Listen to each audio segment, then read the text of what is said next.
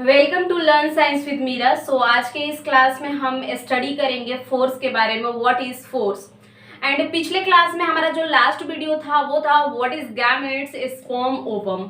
अगर आपने नहीं देखा है तो आप देख सकते हैं, ऑलरेडी वीडियोस बनाई गई है इस पर। ओके, सो आज देखते हैं फोर्स होता क्या है।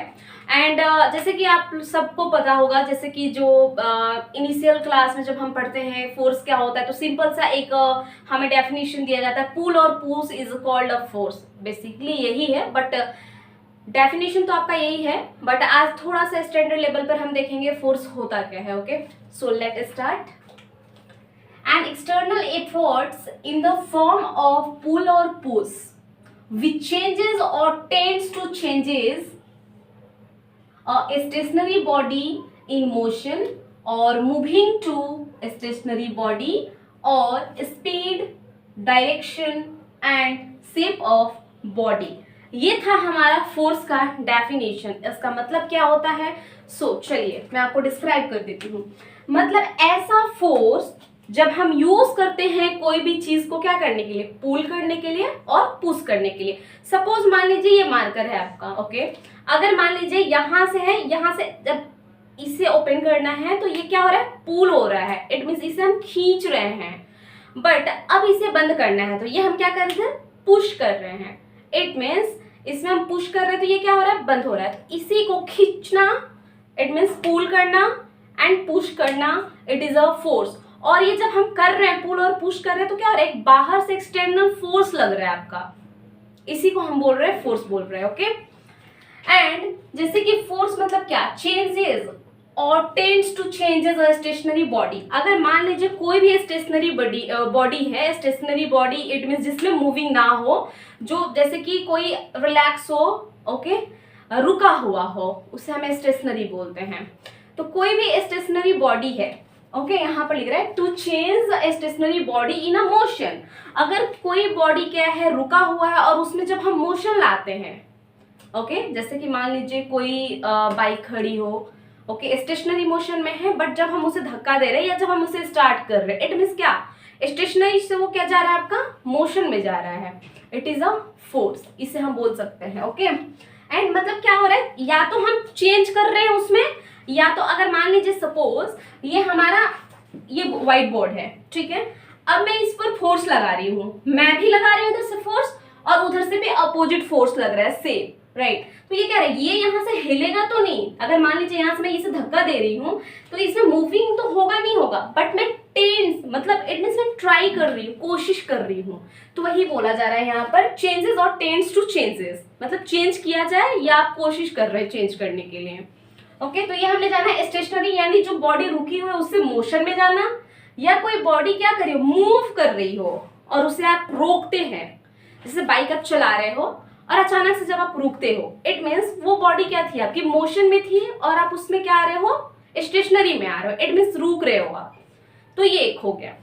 और आप बोल सकते हो यहाँ पर, और स्पीड, स्पीड आपका वही आ जाएगा, कोई भी चीजें चल रही हो। Okay, direction and shape of body. Direction में आप बोल सकते हो, जैसे कि मान लीजिए क्रिकेट आप खेलते हो। ओके, मान लीजिए क्रिकेट आप खेल रहे हैं तो बॉल जब आती है तो क्या आती है, मोशन में आती है, मोशन में तो आएगी।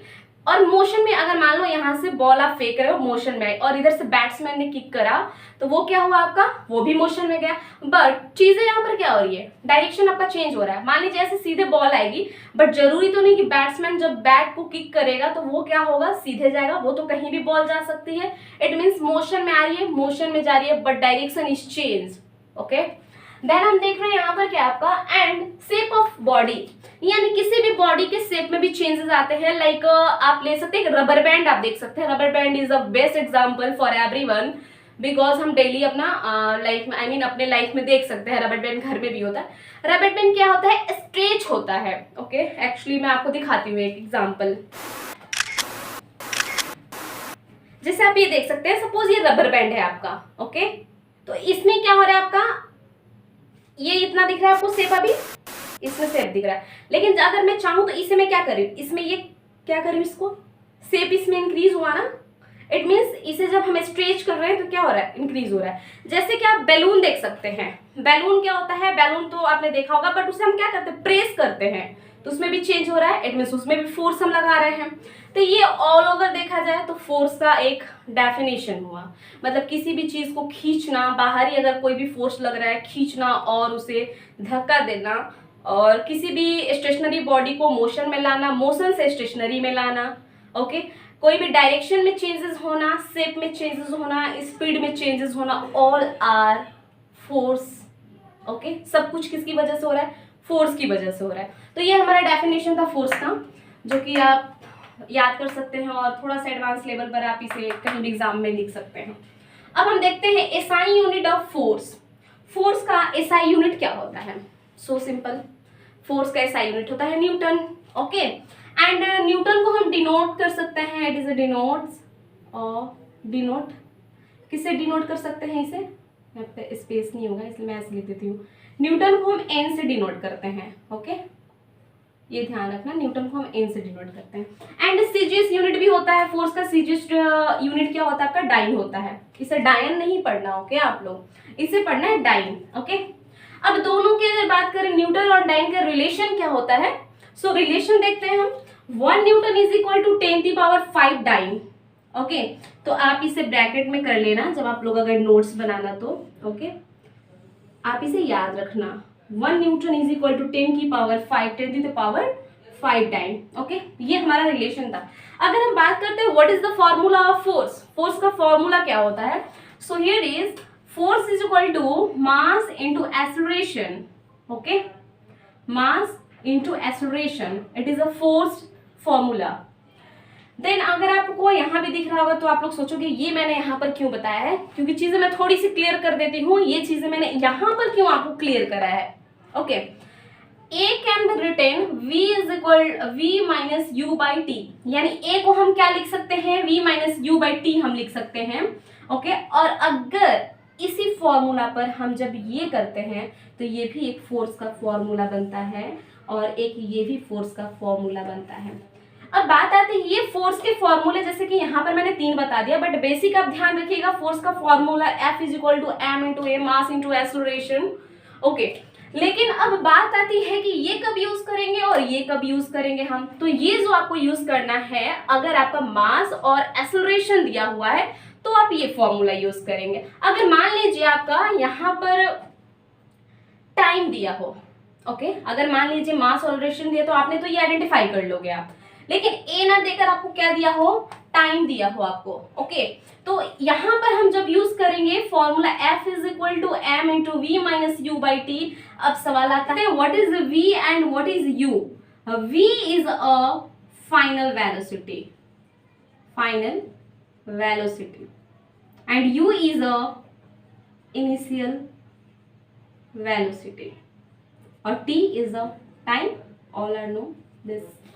ओके, तो ये हमारा ये भी एक फोर्स का फॉर्मूला होता है, v is equal to m into v minus u by t. जब आपका velocity, final velocity, initial velocity, time दिया हो तो आप ये फॉर्मूला यूज करते हैं। सपोज मान लीजिए यहाँ पर तो टाइम दिया तो आपने ये अप्लाई करा। अगर मान लीजिए आपको डिस्प्लेसमेंट दिया हो, टाइम ना दिया हो, तो उसके लिए आप ये फॉर्मूला यूज करेंगे, sorry, F is equal to v square minus u square by 2s। S को हम it is a represent by displacement.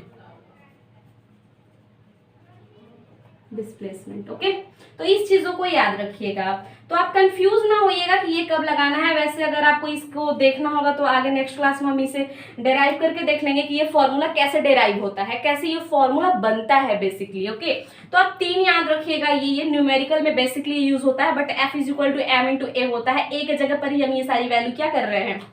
आज के क्लास में हमारा बस इतना ही था, व्हाट इज फोर्स, एंड हमने पढ़ा यहाँ पर SI unit, CGS unit, okay, formula हमने पढ़ा। तो ये सारी चीजें जो है बेसिक सी है, ये सब चीजें आप याद रखें, एग्जाम में आ सकता है। सो आज के क्लास में इतना रहेगा। अब नेक्स्ट क्लास में हम देखेंगे कोई और इंटरेस्टिंग टॉपिक के साथ मिलेंगे। अगर वीडियो अच्छा लगा हो आप अपने फ्रेंड के साथ शेयर करें और अपने क्लासमेट के साथ भी जरूर शेयर करें।